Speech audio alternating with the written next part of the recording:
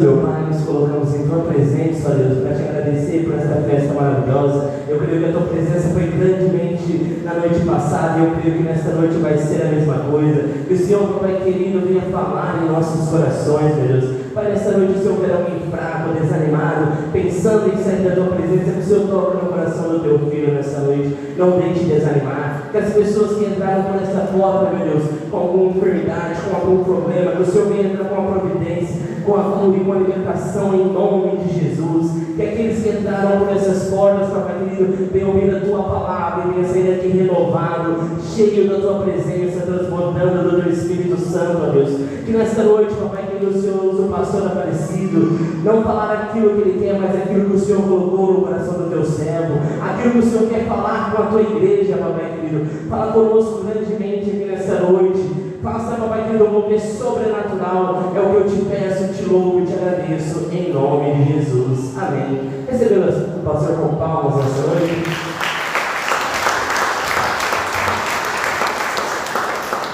Amém, Jesus. Ainda em pés, cumprimento todos com a paz do Senhor Jesus. Os que puderem abrir as suas Bíblias, aqueles que as têm e as trouxeram uma vez mais para a casa do Senhor. No livro tema Apocalipse, capítulo número 5, o verso de número 5. Meus irmãos, queremos rapidamente louvar o Senhor nosso Deus por mais esta oportunidade a qual Ele nos concede, mais uma vez estarmos na Sua presença, louvando, exaltando e adorando o nome dele. Quero louvar a Deus pela vida desta igreja, em especial da mocidade. Louvar a Deus mais uma vez pela vida do nosso irmão Guilherme, que foi o canal para nós estarmos aqui, também de comida, com toda essa mocidade.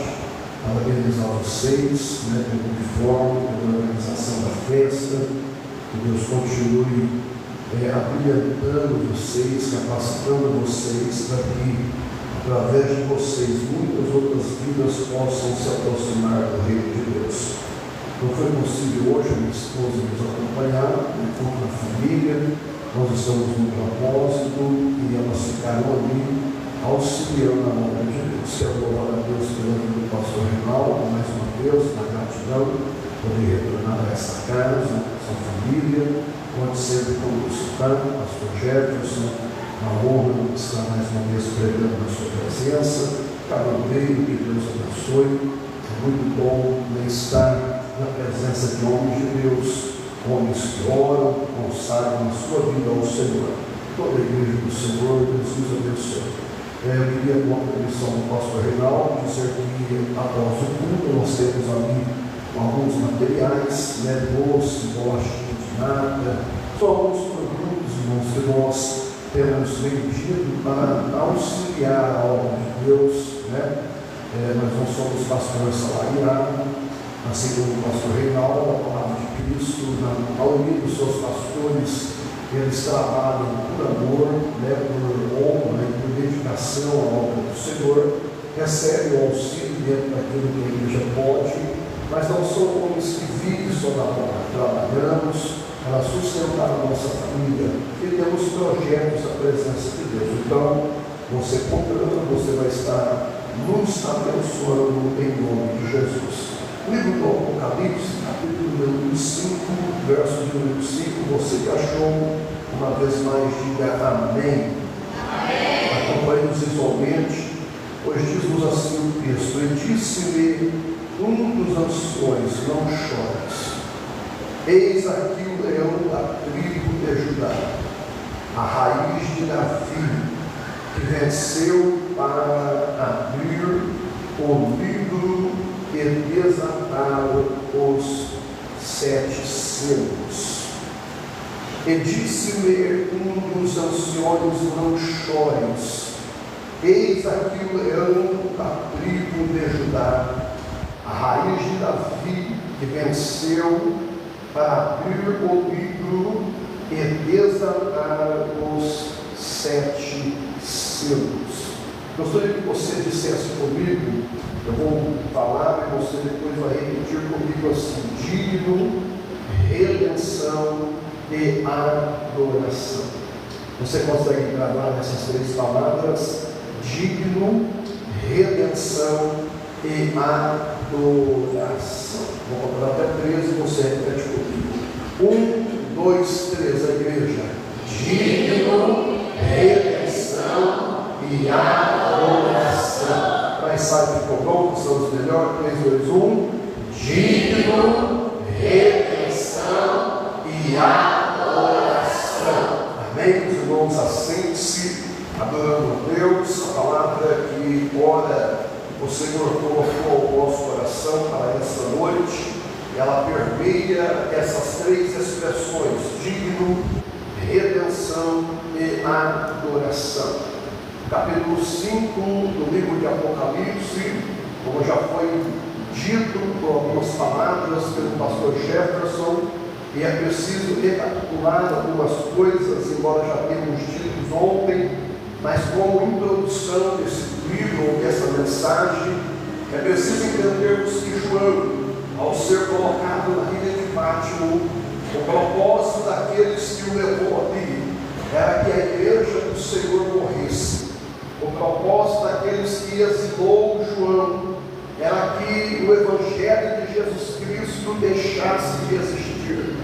Mas, para a surpresa deles e para a glória de Deus, João, na ilha de Patmos, ele teve as maiores revelações que o homem, no seu estado natural, humano ou carnal, pode ter. Paulo, ele vai dizer que ele conheceu um homem, não sabe se no corpo ou fora do corpo, falando dele mesmo, que subiu ao terceiro céu e viu coisas que é inefáveis aos homens dizer. Ele vai dizer, segundo aos Coríntios, capítulo 2, não me foge a memória, versos 9, e aquilo que o olho não viu, aquilo que o ouvido não ouviu, e aquilo que não subiu ao coração dos homens, são as coisas que Deus preparou para os que o amam. Mas João, ele tem uma revelação ainda maior. No capítulo 5, propriamente dizendo, quando João é levado pelo próprio Deus, convidado pelo próprio Deus a entrar no céu, João entra, e ao contemplar o Deus eterno sentado no seu alto e sublime trono, João contempla este livro, escrito por dentro e por fora. Mas é interessante que ao contemplar o livro, João percebe que esse livro está selado com 7 selos. Mais uma vez, a expressão 7 da Bíblia, dentro da numerologia, vai falar das coisas perfeitas, ou da plenitude do Senhor.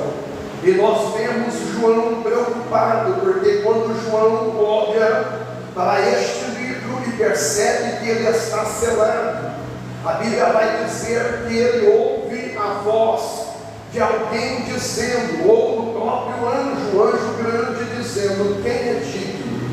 E a Bíblia vai dizer que João chora, porque ele percebe que nem em cima do céu, os anjos, não é o arcanjo Miguel, não é Gabriel, não é os serafins, não existe míriades de anjos que possam abrir este livro.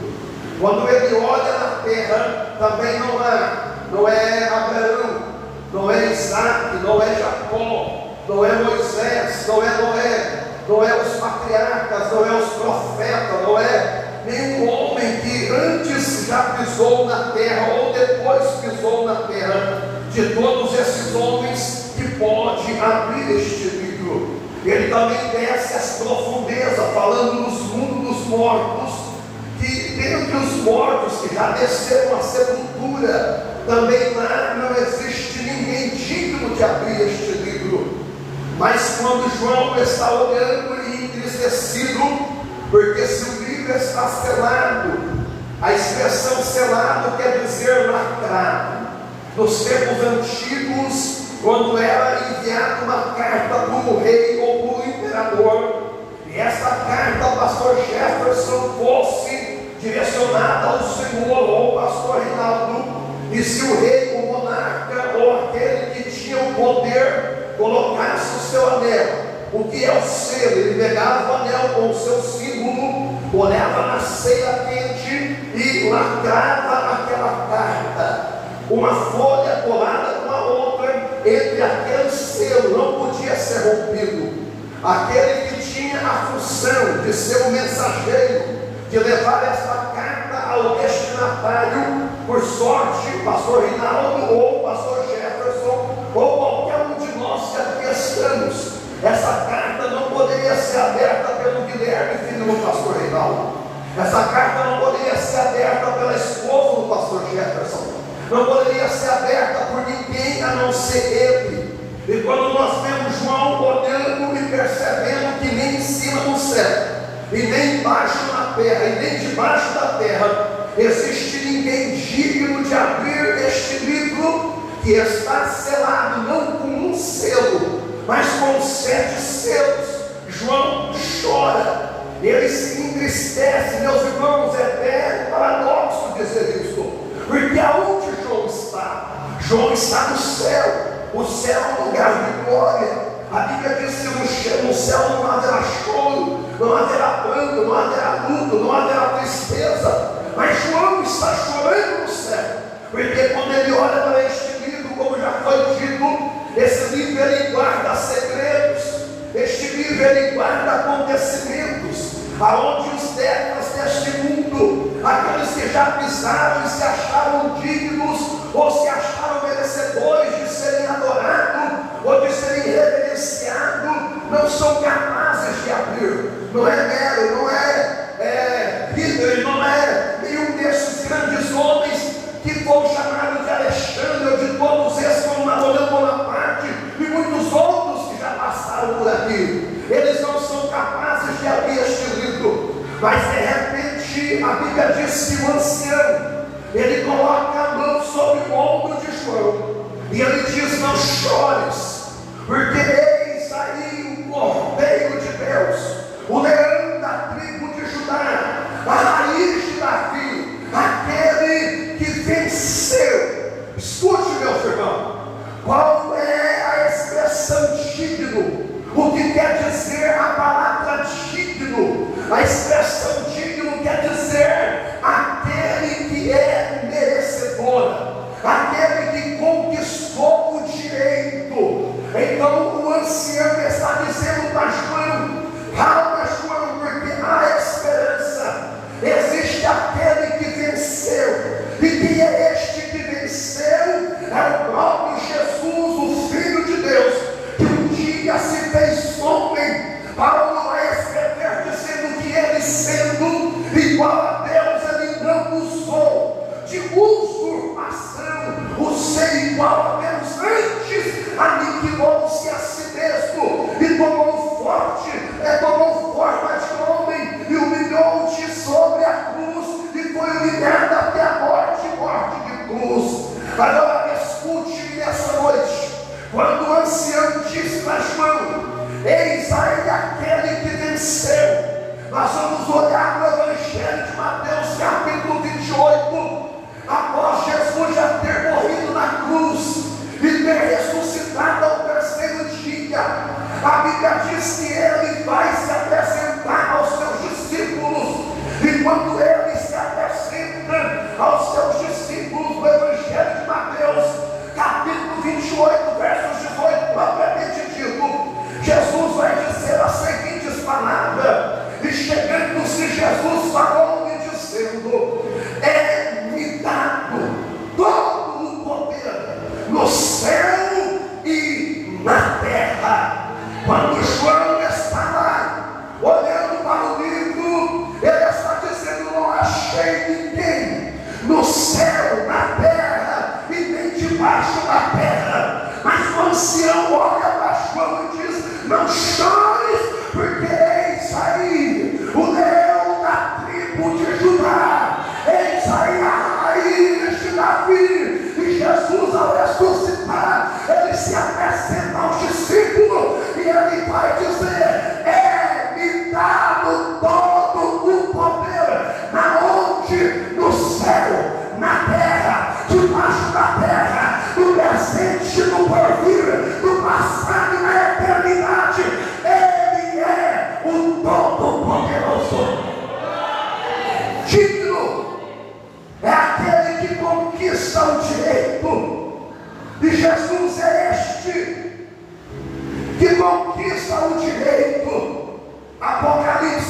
capítulo de número 1, o verso de número 8, João vai escrever acerca dele, e João vai dizer a seguinte palavra: eu sou o Alfa e o Ômega, o princípio e o fim, diz o Senhor, o que é, o que era e o que há de vir, o Todo-Poderoso. Eu vou repetir o que o próprio Jesus, quando se revela a João, afirma dizendo: quem está dizendo isso, pastor? Aquele que é digno. Você pode levantar sua mão com a minha, a direita, a esquerda, ou as duas, se você quiser, e diga: ele, diga: ele é digno, porque ele é o Alfa. Diga: ele é o Alfa, ele é o Ômega, ele é o princípio, ele é o fim. Diz o que é, o que era, o que há de vir, o Todo-Poderoso.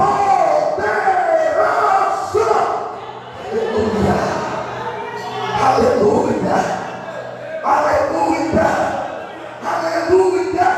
Ele é digno. Oh, glória a Deus. Você entende isso? Aleluia. Ele tem todo o poder. Antes de ser morto e ressuscitar, ele está entrando em uma cidade chamada Cidade de Naim, e ele se depara com uma mulher viúva que havia sepultado o marido, e agora está indo levar o seu único filho também para ser sepultado. Mas esse Jesus se apresenta diante dessa mulher e diz assim para ela: mulher, não chores. Meus irmãos, eu estou hoje com 46 anos de idade, 20 anos pastoreando a igreja, e já tive inúmeras experiências de fazer culto com cultos fúnebres, de pessoas crentes e de pessoas não crentes.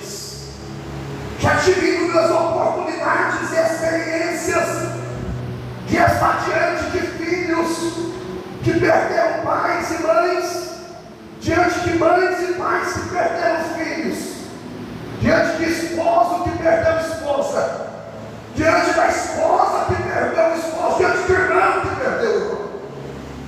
Mas eu nunca tive essa capacidade de olhar para um ente querido que está chorando na perda daquele que morreu, por mais que acredite no Senhor, por mais que tenha a esperança de ressuscitar no último dia.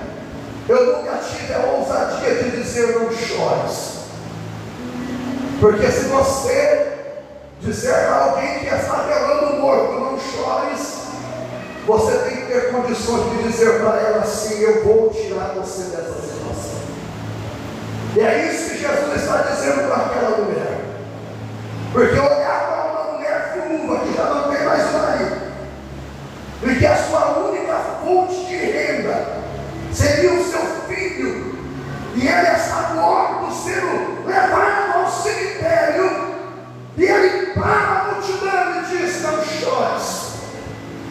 Mas quando eu olho para o livro de Apocalipse, capítulo 1, versos 8, eu entendo que ele pode dizer para essa mulher: não chores.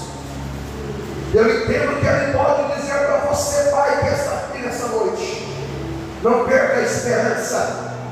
Eu entendo que ele pode dizer para você, mãe, que abençoou aqui nesta casa: não desista do seu objetivo. Eu entendo que ele pode dizer para você que faz parte desta igreja: por mais que o vento está assoprando, permaneça no barco, porque aquele que é o Todo-Poderoso, ele está contigo para dizer: não chores, porque eu sou o Alfa, eu sou o Ômega, eu sou o princípio, eu sou o fim, eu sou o que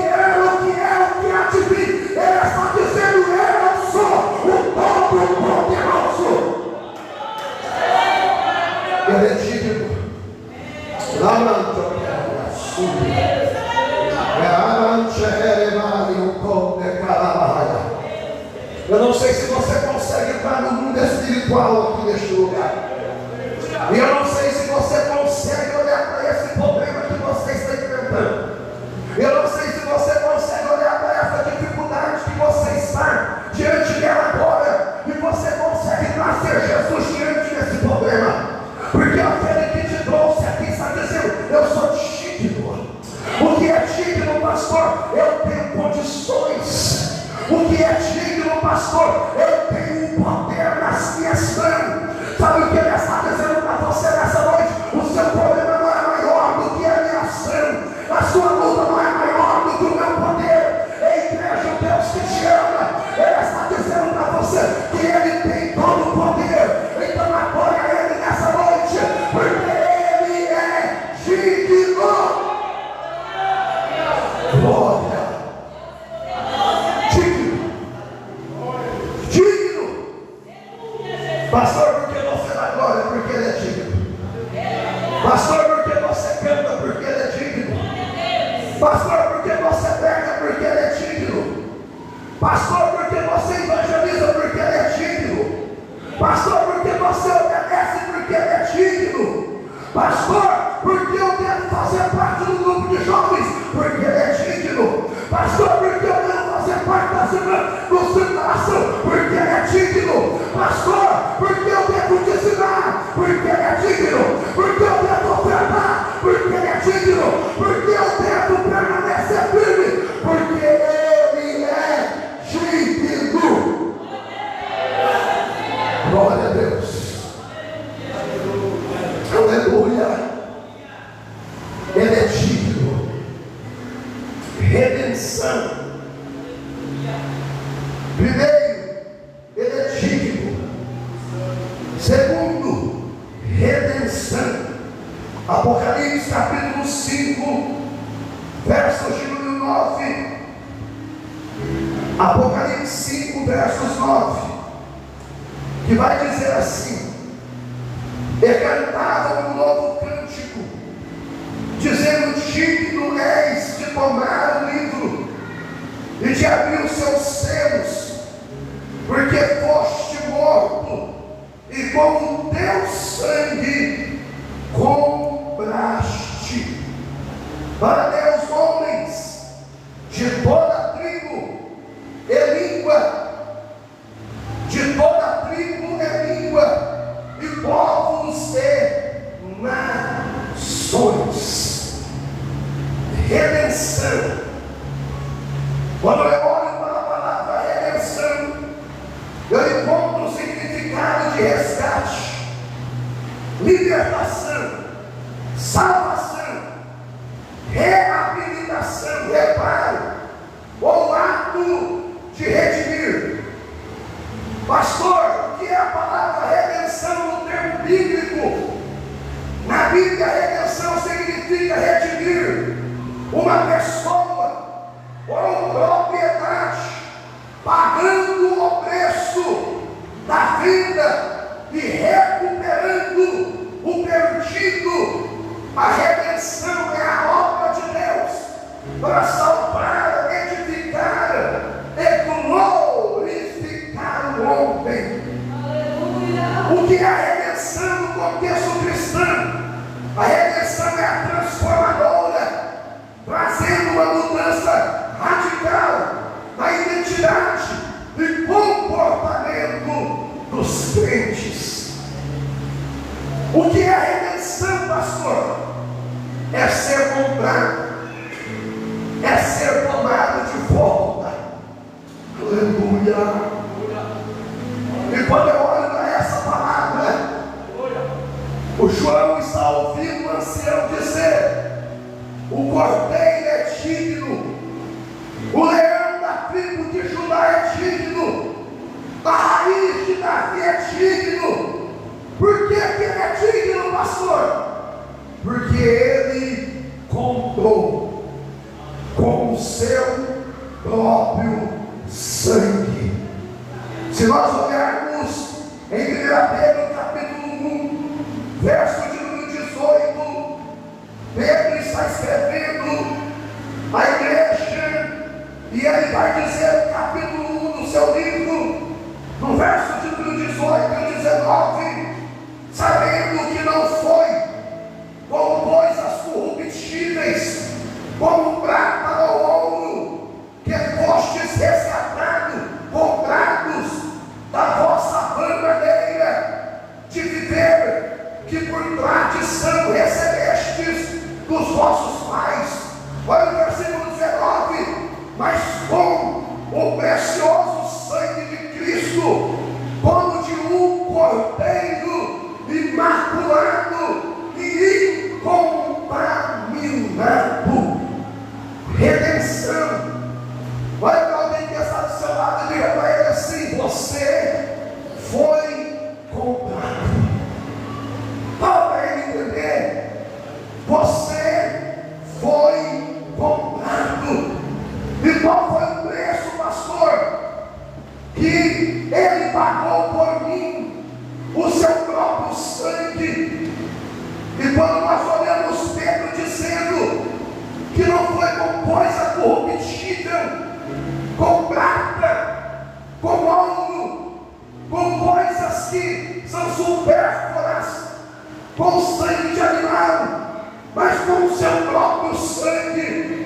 Aí Paulo vai escrever em Colossenses, a partir do capítulo 1, no versículo 13 e no versículo 14, Paulo afirma dizendo assim: ele nos tirou da potestade das trevas e nos transformou para o reino do Filho do seu amor, em quem temos a redenção pelo seu sangue, a saber, a remissão dos pecados.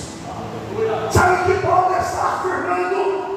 Que eu e você estávamos mortos em delitos de pecado, ou seja, através do pecado de Adão, como eu disse ontem, nós estávamos aprisionados no reino das trevas. Mas quando João olha para o livro, ele diz: quem é digno? O ancião responde: o cordeiro é digno. Por quê? Porque ele venceu. Jesus foi crucificado na cruz, mas no momento em que ele estava a entregar o seu espírito, ele olha para o céu e ele diz: Pai, em tuas mãos eu entrego o meu espírito. Está consumado. O que isso quer dizer? Está pago. O que ele está dizendo? Você estava nas trevas, no pecado, nas drogas, no vício, mas ele, com o seu sangue, te resgatou, te tirou, te transformou para o reino das trevas e te trouxe. Aleluia. Pastor Jefferson, falta tempo nessa noite, mas fica de pé aqui para mim, Guilherme, fazendo um favor. Eu vou fazer uma ilustração para você entender. O Guilherme é um jovem que ainda não conhece Jesus, e ele está no reino das trevas. Reino fala de potestade, tem um trono, tem um dominado. Satanás, os demônios, domina a vida do Guilherme. O Guilherme prostitui, o Guilherme fuma, o Guilherme bebe bebida alcoólica, o Guilherme assiste pornografia, o Guilherme faz coisas que a Bíblia não aprova. Por quê? Porque ele quer não, porque ele está no reino das trevas. Há um domínio, há uma potestade que aprisiona a vida do Guilherme. Mas quando a Bíblia diz que ele comprou, quando a Bíblia diz que ele resgatou, quando a Bíblia diz que ele derramou o seu sangue e nos tirou, sabe o que ele está dizendo? O Espírito Santo, através da palavra pregada, vai enviar o coração do Guilherme. Ele vai ouvir a voz do Espírito, vai abrir o coração e vai aceitar Jesus como Salvador. Automaticamente, Jesus vai dizer: Satanás, Guilherme não te pertence mais. Se ele não te pertence, esse reino não é mais pertencente à vida dele. Ele vai trazer o Guilherme agora para o reino da luz. Aqui não existe demônio que domina a vida do Guilherme. Quem domina a vida do Guilherme é o Espírito Santo. A cerveja, a cachaça,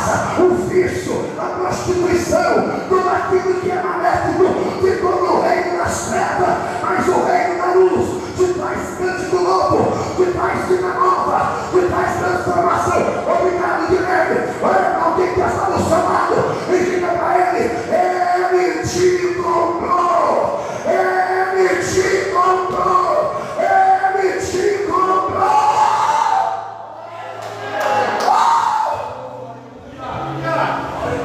Quantos foi comprado por ele nessa noite? Quantos foi comprado por ele? O sangue dele, redentor, remidor, transformador, libertador.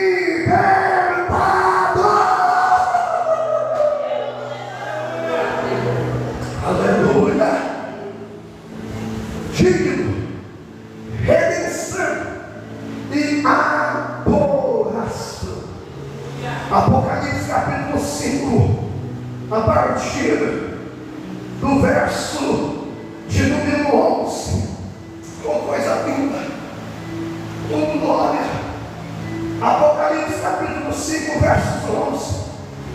E olhei e vi a voz de muitos anjos ao redor do trono e dos animais e dos anciões, e era o número deles milhões de milhões e milhares de milhares, que com grande voz diziam: digno ao Cordeiro que foi morto de receber o poder, a riqueza, a sabedoria, a força, a honra e a glória e ações de graça.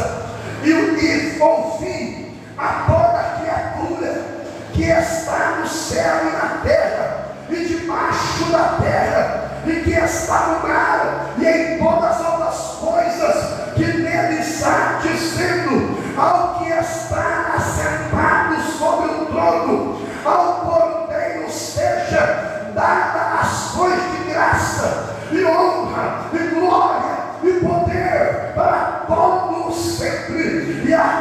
E os 4 anciões diziam: amém. E os 24 anciões prostrados, aleluia, e adoravam ao que vive para todo o sempre.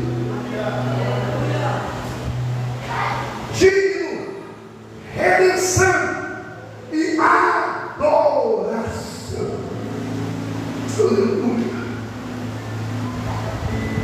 Fale para alguém que está do seu lado: não há outro propósito. Fala para ele: não há outro propósito.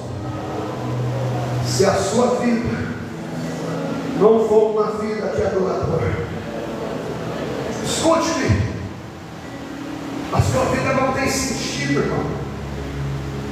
João está vendo anjos, João está vendo homens, animais, no céu, na terra e até debaixo da terra, milhões de milhões, milhares e milhares, homens de todos os povos, tribos, línguas e nações, que foram comprados para quê? Para adorar ao Cordeiro. João está vendo o Evangelho de João, capítulo 4, foi ele que escreveu.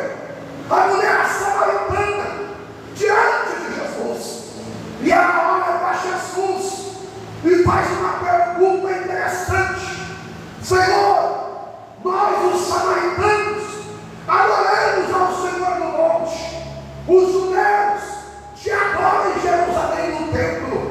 Aonde é o lugar da verdadeira adoração? Aleluia.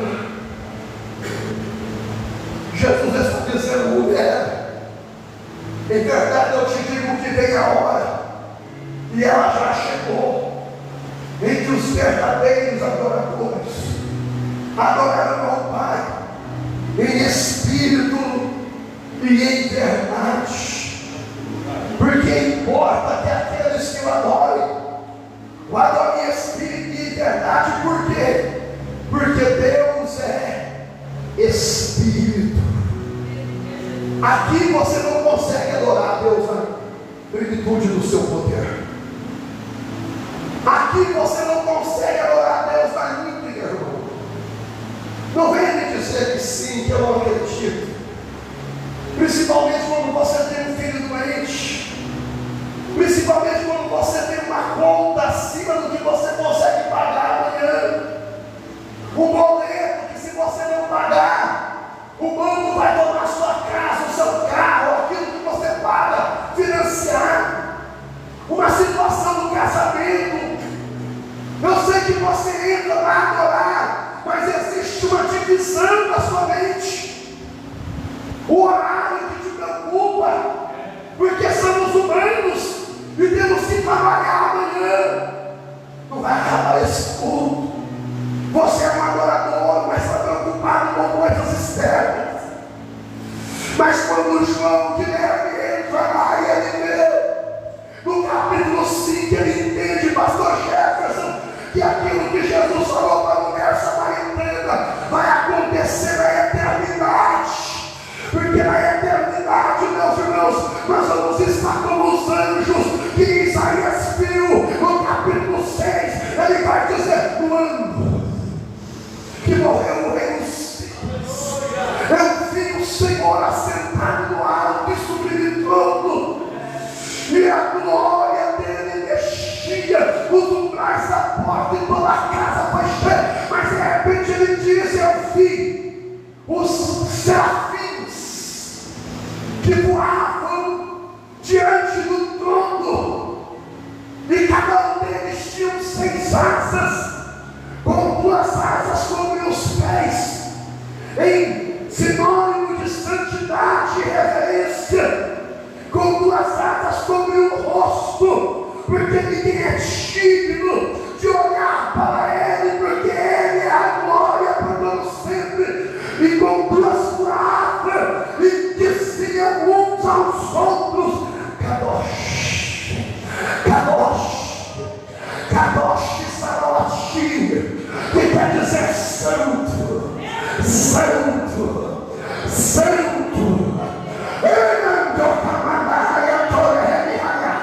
Santo é o Senhor dos exércitos.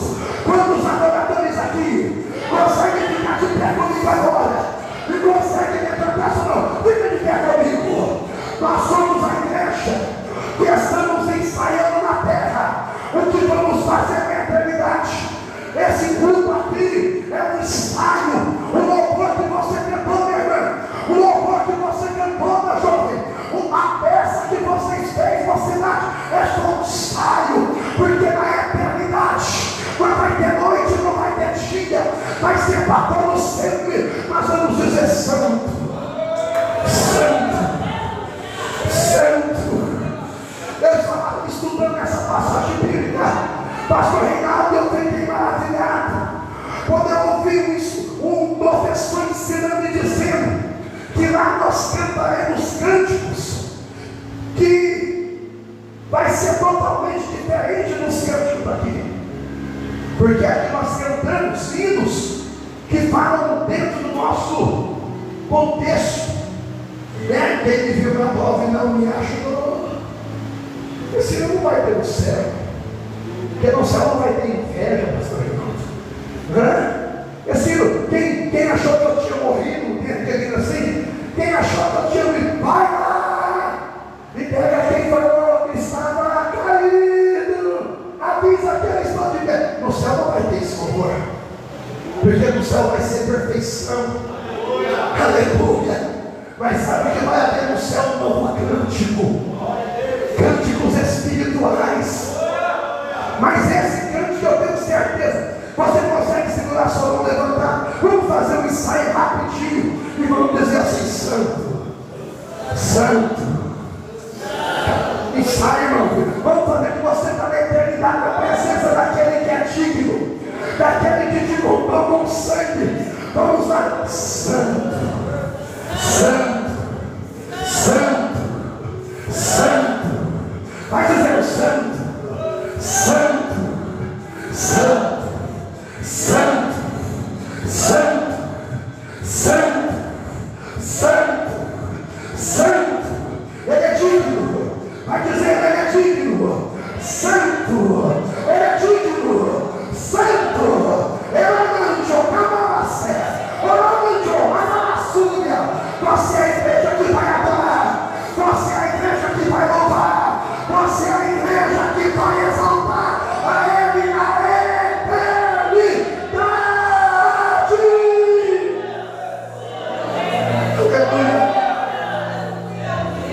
de louvor.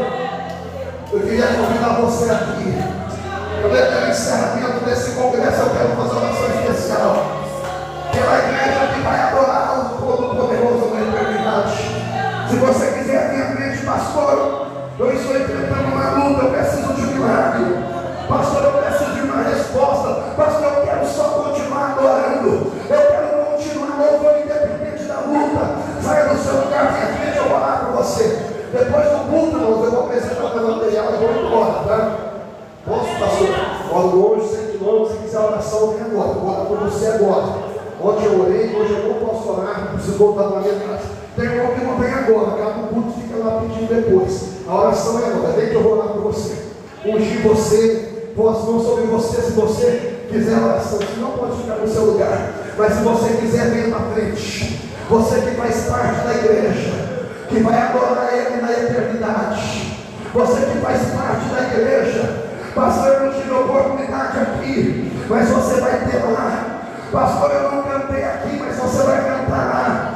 Pastor, eu não tive oportunidade aqui, mas você vai ter lá. A eternidade te aguarda, a eternidade te espera, a eternidade é para todo sempre. Digno, redenção e adoração.